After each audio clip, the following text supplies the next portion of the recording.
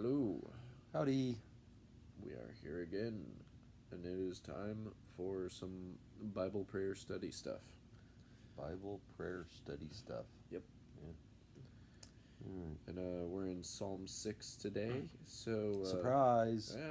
we're gonna. You thought we'd be into Proverbs already, I'm sure. We didn't really talk about if we're gonna break Psalms up. I mean, I know we've talked about it, but we haven't talked about like actually doing it, like how we would do it. Break it up. We're going to Yeah. break Psalms up into book 1 through 5 or what? However, I don't know, just because it's so long. Oh, Gonna like be do here. some and then do something else and because then we're come gonna back be to here for it. so long. Yeah, But I don't know. That's tough. We were in Genesis a long time. we were. There were quite a few prayers Like in Genesis. we're gonna have some books we're in for a long time, so it's probably not that big. Psalms of a deal. definitely the longest one. Yeah, for multiple reasons. So we're in Psalm 6 today, and we're gonna go ahead, read through the whole thing, and then we'll start talking about it. To the choir master with stringed instruments, according to the Sheminith, a psalm of David. O Lord, rebuke me not in your anger, nor discipline me in your wrath. Be gracious to me, O Lord, for I am languishing. Heal me, O Lord, for my bones are troubled. My soul also is greatly troubled. But you, O Lord, how long? Turn, O Lord, deliver my life. Save me for the sake of your steadfast love. For in death there is no remembrance of you. In Sheol, who will give you praise? I am weary with my moaning. Every night I flood my bed with tears. I drench my couch with my weeping. My eye wastes away because of grief. It grows weak because of all of my foes. Depart from me, all you workers of evil, for the Lord has heard the sound of my weeping. The Lord has heard my plea. He accepts my prayer. All my enemies shall be ashamed and greatly troubled. They shall turn back and be put to shame in a moment. All right. So I would say that probably those first 7 verses are really the part that's the prayer. And then whereas in others he addressed other people, maybe friends, Right. Trying to teach them. maybe teaching them, in this case he actually turns and addresses his enemies Right. a little bit, which is a little unusual. But it feels like those last 3 verses are really turning the direction toward his enemies. To some degree, verses 6 and 7 also may not necessarily be directed to God. Well, It yeah, seems like he talks to God very clearly through 1 through 5. And then 6 and 7, he's almost just talking about himself. It could be directed to just anybody who'd listen. right. And then almost as a segue, a topical segue into him addressing his enemies. Right. Because he's like, God, all this is happening. And then, kind of potentially separate, I'm feeling like this. Here, let me talk to the people who are making me feel this way. Yeah, but I kind of feel like he's still talking to God about that, Yeah. about how he feels, because verses 6 and 7 are very similar, kind of to back to verse 2 and 3, Right. where he's just talking about the troubles that he's having. He's pouring out Right. his pain and suffering to God, and I feel like that's what he's still doing down through verse 7. I do agree with you. The only thing that I was saying strikes a difference in my mind is in 2 and 3, as he's detailing all of these things he's going through, he's talking about it to God. He interjects every so often, "O Lord," Right. to specify that he he's is still talking. specifying it. Whereas in 6 and 7, that's not there. Which makes me think that he's working on changing who he's addressing everything to. Yeah. But in the end, But then you do wonder, who is he addressing 6 and 7 to? yeah. I mean, it's almost like he's just, maybe it's a little bit of an aside. Yeah. or whatever. Yeah, that's basically what I was thinking, is that he's got his prayer to God, he has an aside with himself, then he comes back and just addresses all of his enemies. But one of the things about this psalm and so many of the psalms, a lot of people really love the psalms because they feel like they've been there. They Yeah. feel like here's somebody who's going through what I'm going through. I sent one of the psalms to a coworker, a friend of mine who's going through a really hard time. In fact, she's in surgery today, and she's been suffering for well over a year and a half, maybe heading toward 2 years, and the doctors have not been able to figure out what's wrong, and she's just miserable every day. And this just these feelings, she's like, these are almost, I mean, it's different wording, but this is this idea, Right. you know, I am languishing, heal me, my bone. And she talks about her pain and asks, why can't God just take this away from me, and why can't God just make this go away? I'm miserable every day, I'm hurting, and the doctors won't find anything, can't find anything, can't figure out what's wrong. And so finally one doctor said, hey, we can do this, and so she jumped at it. Hopefully that will be helpful some. But just this idea, my soul is greatly troubled. Yeah. And then that, but you, oh Lord, how long? Yeah.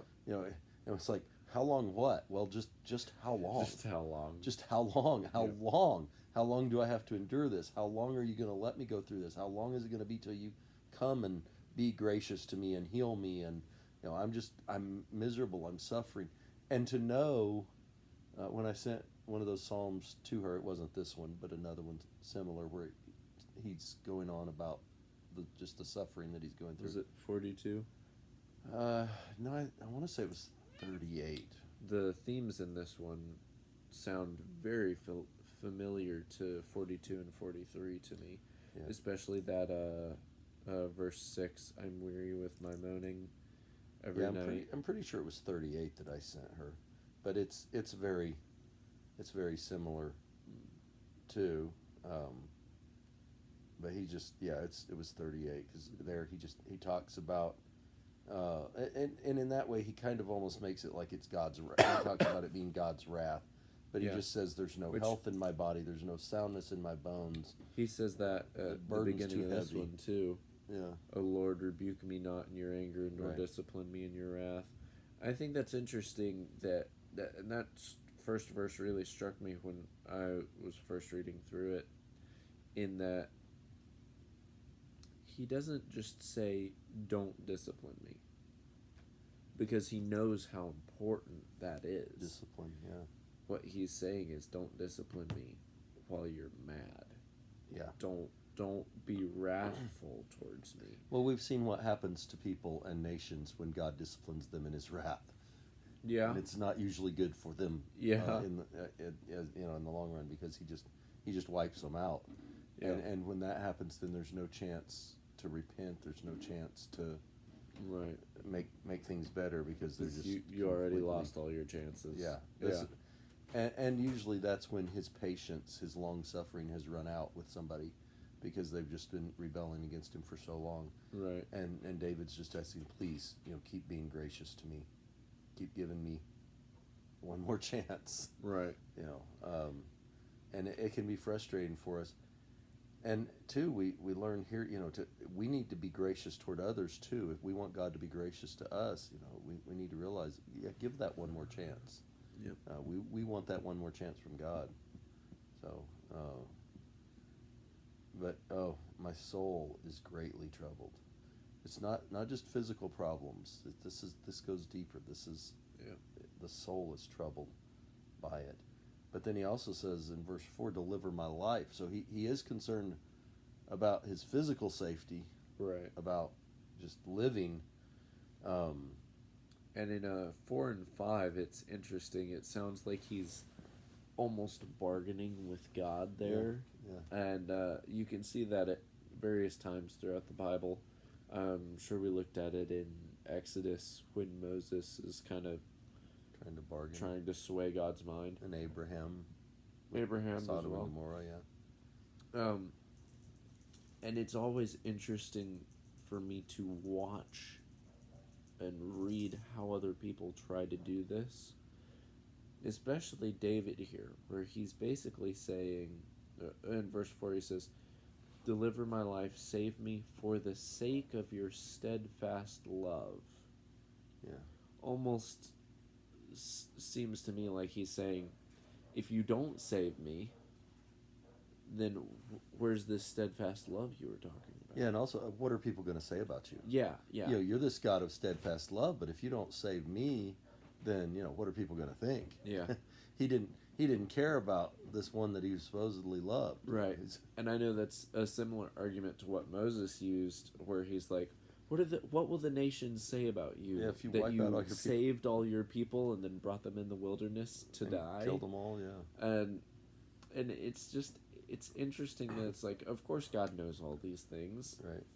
Of course he knows what the best course of action is, but we still sometimes are like, God, have you forgotten who you are? Yeah, be you. Don't give up. Yeah, don't. And it's so interesting, and it makes me wonder, especially in that situation with Moses, where we actually have that back and forth recorded between God and Moses, because this is just David talking. One-sided, yeah. But on that back and forth with Moses, where we can actually see God's thought process a little bit in there, yeah. It really makes me wonder what would have happened if Moses had spoken differently. Yeah, it's hard to know there, was God just testing Moses to see how he would react Yeah. to that idea of, I'm going to destroy them and turn you into a great nation? Right. Or was God sincerely considering that plan of action? Right. And actually listened to Moses talk him down? It's hard to know sometimes. Yeah. But yeah, he had Moses and God had a very interesting relationship, and very much did. that's an interesting one for sure. Well, in verse 5 too, David here says, "For in death there's no remembrance of you. Yeah. In Sheol, who will give you praise?" Well, who's going to write these psalms if I'm dead? I mean, nobody's going to remember you. Nobody's going to know if I don't write these psalms for you about how great you are. It's almost like Paul in the New Testament saying, "Listen, if I die, then yeah, great, I get to go be with God. But who's going to do all this work? Yeah, you got so much work for me to do. Happen? I mean, somebody else will have to do it instead." Yeah, and that's just, it's funny to me almost. Yeah, it's definitely an interesting way of looking at things. In death, there's no remembrance of you. Yeah. In the grave, who's gonna praise you if they're in the grave? Well, they're dead. They can't praise you anymore. So he definitely makes a couple of interesting attempts at talking God into saving him, I guess, is what he's really trying to do here. What do you think? Because I'm looking at something. What do you think is the most powerful aspect of this prayer? The most to you, powerful. Because I know that's going to change for everybody. But as you're looking through this, the thing that really struck me the most was actually the verse that Jesus quotes. That's actually outside the prayer in verse 8. That struck me. I was like, oh wow, that's where Jesus got that phrase from. But that I was like, oh, I never realized that's that. Yeah. I mean, I remember that when Jesus says, "Depart from me, you workers of iniquity," when he's talking about how judgment's going to be when people come and say, "Lord, Lord, didn't we do this?" And he's going to say, "Hey, depart from me, workers of iniquity." And then I was like, oh, huh. He was just like quoting Psalms. And that same idea there, but like I said, that's outside the prayer. Right. Inside the prayer, I think the biggest thing is just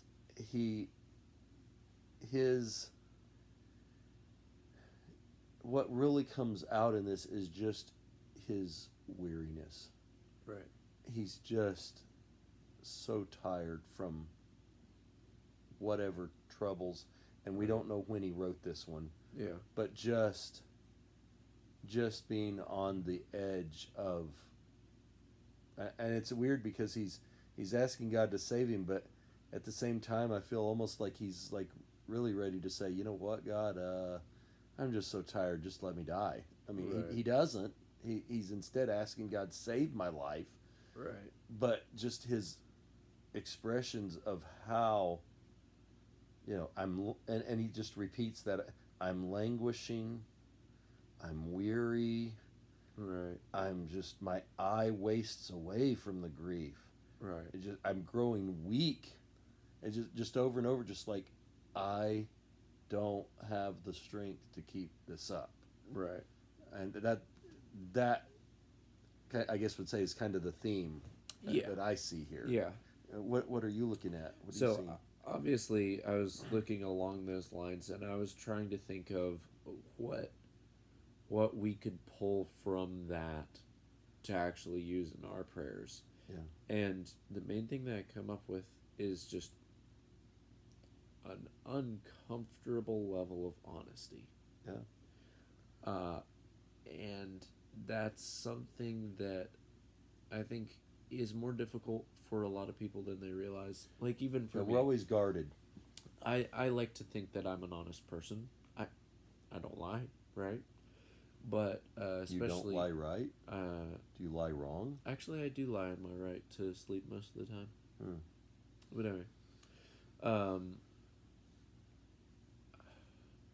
But yeah, you we got do. me all We're thrown off. I Hang on. know. But yeah, we do like to think of ourselves as honest. We like to think of Yeah. ourselves as honest people most of the time. But one thing that I've been realizing a lot recently is how much I shut off. Yeah, it's not lying, it's withholding the truth Exactly. a lot of And times. a lot of times, especially if you're going to do that to yourself, then you don't have access to the truth about what's going on to be able to share that with anyone else, including God. And so that hard truth is you have to be open and accept that sometimes you're going to be feeling a way you don't want to be feeling. You're going to be going through something you don't want to be going through. Because as a Christian, we read all these things in the New Testament, and for the longest time I was like, oh, God's a God of peace, and we're supposed to be patient and loving and kind. And so all of the negative things that are normal and real to feel, I would just get to the point where I'm like, oh, I'm ignoring that. I'm Yeah. not actually feeling that way. And so then I would have all the time people, are you upset? Are you angry? No. And it's a knee jerk response, and I don't even think about it. And I've had to get myself to the point where I slow down. I'm like, hang on. Am I being honest with this person? Am I being honest with myself? And then bringing that into prayer. When we go before God in prayer, do we know ourselves well enough to communicate with Him about what's going on in our lives? Yeah, and some people really do struggle with that. Yeah. Part of this makes me wonder what kind of personality type David had, Right. because there are certainly some personality types that are much more in tune with their feelings Right. and with what they're going, what internally, what they're struggling with, Right. and others are much more outwardly focused and not Yeah. observing the inward Right. struggles that they're having. And those people a lot of times do get to the point where they are completely overwhelmed before they Even realize it. yeah, I remember, they wind up with adrenal fatigue where their body is literally just shutting down because it's like, okay, you haven't been listening to me, fine, you're not getting up out of bed until Right. I rest some, or illnesses or whatever that are brought on by levels of stress and overdoing and Right. going and going. And it is important for us to recognize our limitations. On the other side of that, not necessarily the physical, but mental too. The depression, and a lot of people Yep. are struggling with depression, and they don't even realize that's what it is. Yeah. They're, or maybe they're having physical symptoms like, heart, what they think is actually like a heart problem, and it's really just stress or anxiety or or something. anxiety. Yeah. Yeah, and sometimes what we're not realizing what we're doing to ourselves, Yeah. spiritually or physically, with these things. I can remember being there where I'm like, why am I waking up in a panic? Why is my heart racing? Right. Am I having some sort of heart attack? I can't breathe right. And then I realized, wait, I'm having a panic attack. Right. And I just had pushed everything down and, like you said, just, yeah, I'm okay. Everything's Yeah. fine. Because I'm going to make it through this, no problem. sometimes in life you feel like that's how you gotta be. Yeah. And it's important for us to recognize as Christians, not that those times are never going to happen, but that when those times do happen, because they will happen, God is there to help us through those things. Yeah. And David is a perfect example of that. In this psalm and many more that we're going to be looking at, he has this honesty with God. I am languishing. Heal me. My bones are troubled. My soul is greatly troubled. I'm weary with moaning. I flood my bed with tears. I drench my couch with weeping. My eye wastes away because of grief. It grows weak because of all my foes. And even outside of the prayer, when he's talking about the people that are doing him wrong, you hear all my enemies, all you workers of evil, because the Lord has heard my weeping. And you see this pain, this difficulty, all through the entire chapter, even outside of the prayer that he's talking about. And how many times are we going to actually be able to be honest enough with ourselves to be able to bring this information to God so that he can help us take care of it? Yeah, to realize how bad off we really are, how bad things really are. Because I had a spell a while back where I'd always been to the point where I'm like, oh, I'm good. We're okay. We're gonna handle this. I've got people. I've got family. I've got whatever. It doesn't matter. I'll be fine. And then I hit a spell where I was just felt disconnected from everybody and had a lot of odd symptoms that I'd never really picked up on before, and realized from talking to some people, oh, I'm depressed. Oh, I've been depressed for months. Oh, well, what are we going to do about this? But until I made that realization, there was nothing that I could do about it, because I had refused to acknowledge to myself what I was going through. And until you make that acknowledgement, there's nothing you can do, because you're going to continue thinking everything's fine no matter how bad it is. And honestly, I struggle with everything more after realizing all of that than I did beforehand. Because now I constantly have that self-doubt of, okay, is this actually fine? Or am I just trying to pretend it's fine? Trying to pretend, and it's going to come back and bite me. Right. And so that's been a big thing, and I've actually had to talk with a lot of people and get a lot of perspectives on, okay, well, is this actually okay? And that's even more tricky, because then you've got other people's anxieties and other people's perspectives, and I've got some people, and you get a back and forth where you're like, okay, I think this is fine, but I don't know, let me talk to some other people. And then you get a half and half. Yeah, some people think, oh yeah, that's oh yeah, problem. That's okay. Oh no, that's a big problem. We gotta get that fixed. Okay, well, and now I don't know who to trust, and now I'm paranoid. So I can't trust myself, and I can't trust any of y'all. Well, who can I trust? Well, I wonder. Let's talk to God about it. Yeah, and sometimes, looking at the scriptures and listening to God. Yeah. Is so important, because talking to him helps, but one of the most one-sided conversations in all of relationship history is how, I'll just say Americans, I'm sure other country people are the same way, right? How much Americans talk to God, they pray to him, they don't listen to him talk to them. Right. They want to tell him, they want him to listen, and it's a very one-sided conversation. Yep. They're always praying for this, praying for that. Pray, you even see it. Even I mean, people who they probably haven't picked up a Bible Yep. in the last 10 years, haven't read a verse of the Bible on purpose.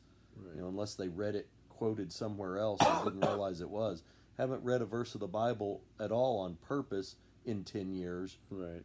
But they want God to listen to them and fix all their problems without. The problem is, you're not going to listen to God. How's He Right. going to fix it? I was listening to a song a while back by NF that talks about this, and he's got some good lines in there where he says, I have no idea who NF is. he's a Christian rapper.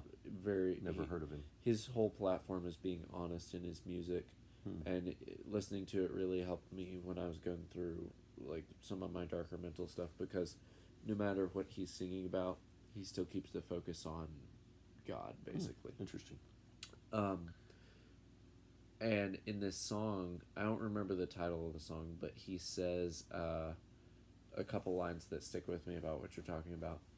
It's hard to answer prayers when no one's praying to you, which is that other side of we just expect God to take care of us without even talking to him sometimes in the first place. And that's where that honesty comes in. If we're not honestly communicating with God and just expecting him to just pay attention when we're not putting in the effort to have that relationship, what are we doing? And the other line that he has is, we'll fall asleep in the pews, then get upset like he's the one that's been sleeping on you. And he's got a couple other good lines in there, but those are the ones that really kind of stick with me. And because when I heard it the first time, I was like, "Ooh, he came to fight on this one." Yeah.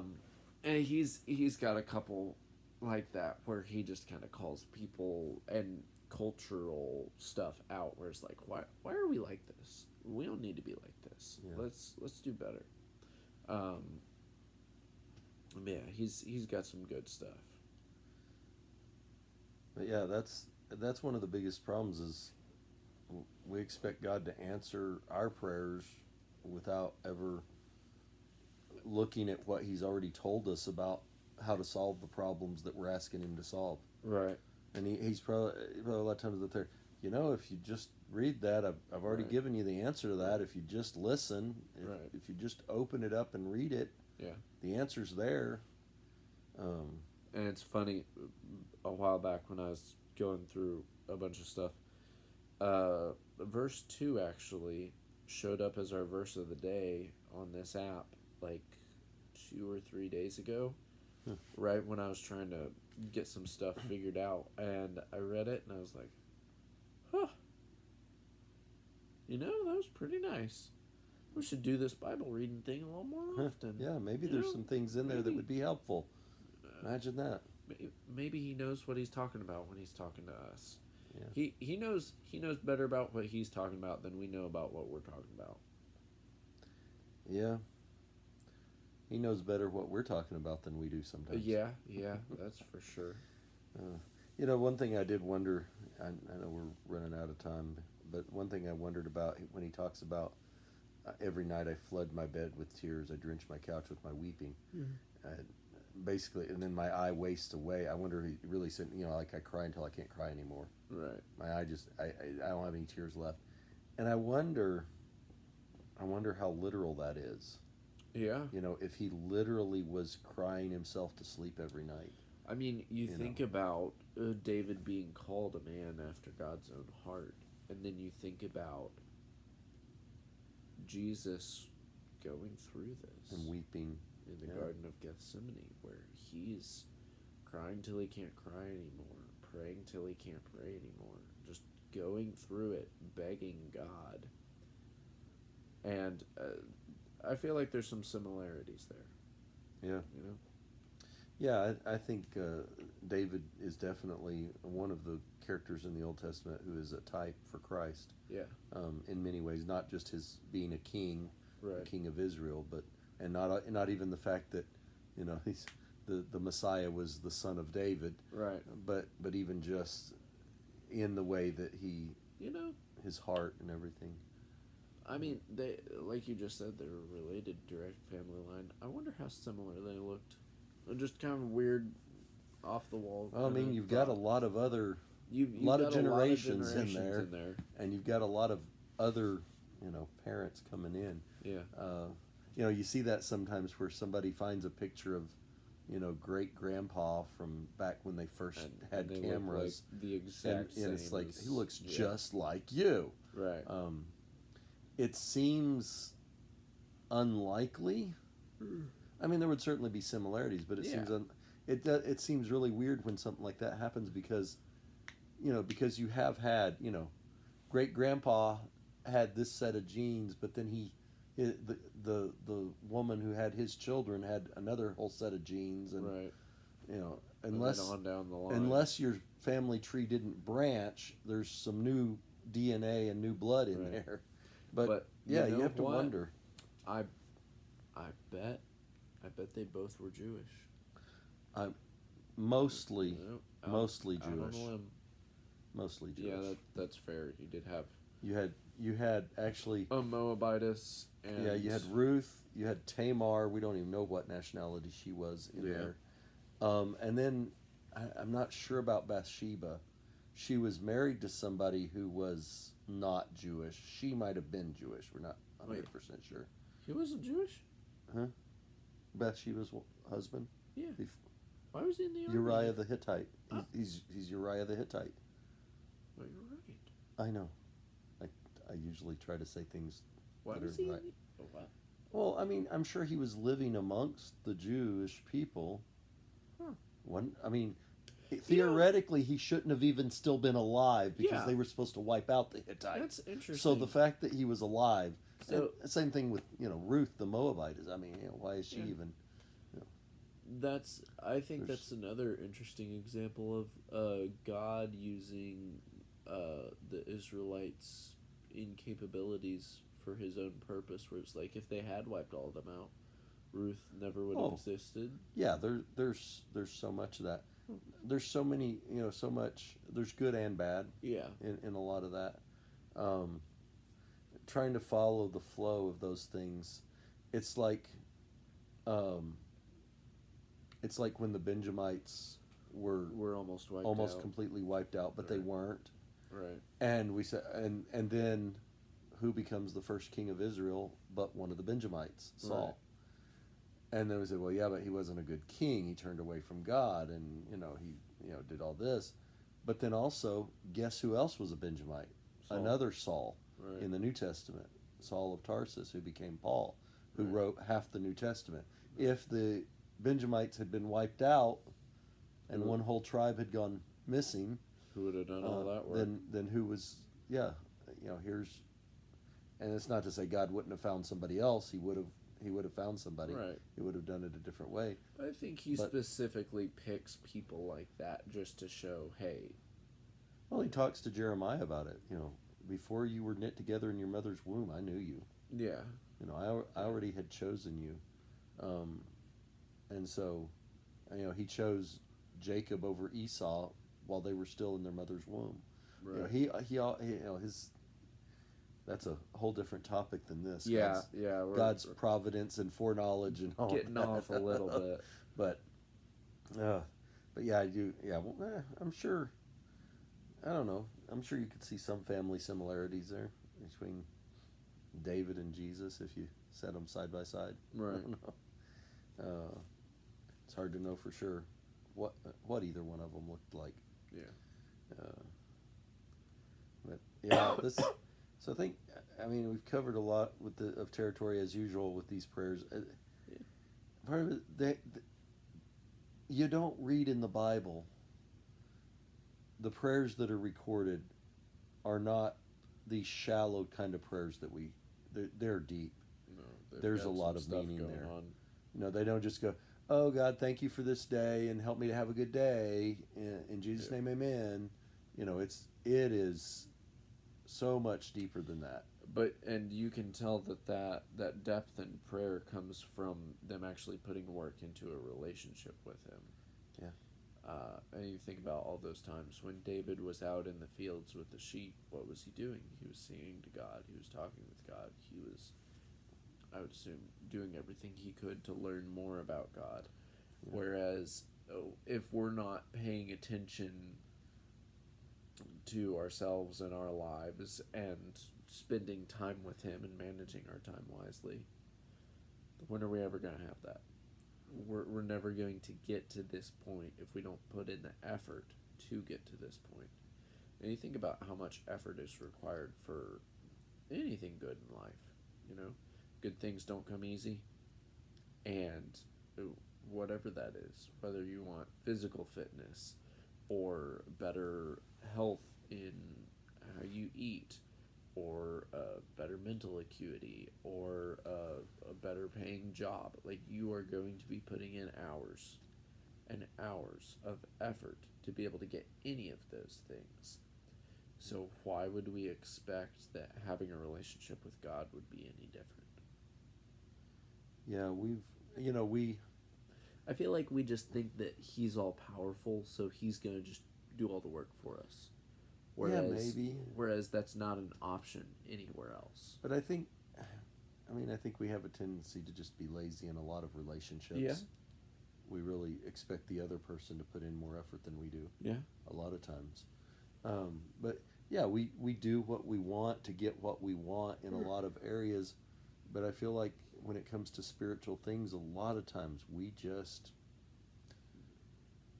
kind of half-heartedly go through the motions and expect that's going to be good enough, And and I we miss out. It's not even so much, well, you're sinning because you're not, it's just you're it's just missing it out could on be so better. much good Yeah. that you could have Yeah. by developing a deep relationship with God. I remember, um, I only remember once one of my teachers that taught me, and he was a great teacher, and he taught us about a lot of things about the Bible. I remember one time he was a preacher, so I heard him preach many times and teach, but I only remember one time that I ever heard him pray. And it was in a public setting, but that prayer,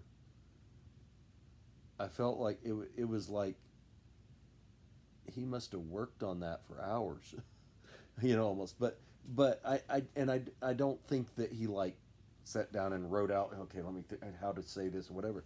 I don't think it was like that. But I think he had that kind of relationship with God. He had prayed Right. enough. I mean, he had been through cancer, some other health conditions. He had talked to us about prayer. He'd talked to us about just being there, about to go in for a scan and a medical test, and just saying, God, I don't know what to say. I'm just at a loss for words, but and what I'm feeling, and that idea of the Spirit interceding for us when we don't know how to put it into words. And he talked Right. about that. But then this prayer, and like I said, it was a public prayer. It was like at a meeting, a lectureship kind of thing or something. So, but so it wasn't deeply personal Right. like an individual prayer would be. But it could But still be still, powerful. it was, yeah. And Yeah. and I mean, it's been, you know, 20 years or more, 25 Right. years ago, and I don't remember the specific things that he prayed for, but I do remember just that feeling that he was talking to God the way somebody who has talked to God before would talk to God. Right. This wasn't just, I'm saying this little canned prayer because this is the one I always say. There was none of those canned phrases, the repetitious type phrases, Right. which we'll talk about some of those next week. Yep. But he just he was, and it wasn't like super flowery language or anything.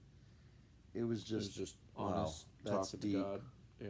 That's deep thoughts to God about things. Right. And there was praise. I don't remember the exact words of praise that he got, but I remember he praised God. He talked about how wonderful God was, and he talked to God about the needs of people that were there and everything. But I just thought about that prayer, and I thought, wow, he has spent some time developing this relationship and talking to God about these things before. Right. And speaking of that repetition or things, we are next week. We've put it down on the calendar. We're going to do a topic to give us a little bit of break from. And it's not like these psalms are each one's unique. Yeah. It's not like they're all the same. There's some similarities sure. running through them. Same similarities because the same person's praying them. Right. But we're seeing glimpses into different areas of his heart and mind with these things. But I think that's, God wouldn't have included them if he didn't think it was good for us to have them in there. Right. So we want to keep doing that. But Yep. we'll probably think about trying to maybe make it through 25 or maybe 50 or 30 or something. We'll stop somewhere in there and We'll go have to do break something it a else little for a bit. while. Yep. Go do some Proverbs, if there's much about prayer in Proverbs. Yeah, I don't know. I'm sure there's gotta be, but There's got to be mention at least of prayer. There's not probably much actual direct prayers because it's they're all Proverbs. teaching to somebody else. But, Yeah. But probably mention some things about how to pray or yeah. something. Yeah. We'll have to look into that. Yeah. Anyway, any other thoughts? This has been a good one, though. It's been a good one. I think we've definitely been around some bases here. So. Well, I think we delved pretty deeply into Yeah, it. We didn't get as sidetracked on as many rabbit trails this time. No, we were able to pull it back fairly consistently. It was nice. But, yeah. Yeah. So don't be afraid to let God know when you're weary. Don't be afraid to admit to yourself when you're weary. Yeah. Don't be afraid to talk to God about those times when you really are struggling. Yeah. Because He cares. Yeah. He made you. He knows you better than you know yourself. And He wants you to get to know Him and to talk to Him and to listen to Him. Is it Peter that says, lay your cares upon Him for He cares for you? Yeah. I thought that was just a song in the songbook. I don't know about that being in the Bible. Yeah. And that's the other thing. Don't just talk to Him. Let Him Listen. talk to you. Yep. And don't be waiting for, a voice from the sky to come. Just pick it up. It's right here. Yep. Very, very easy access. A lot of it available. Now, sometimes it is hard to find, exactly the thing that applies to your particular situation at the moment. But sometimes it's surprising how we just pick up and start reading, and wow, that's what I needed. Yeah. that's where I needed it to be. Alrighty. We Good will to see y'all next week. Yep. Bye. Have a good one. Bye.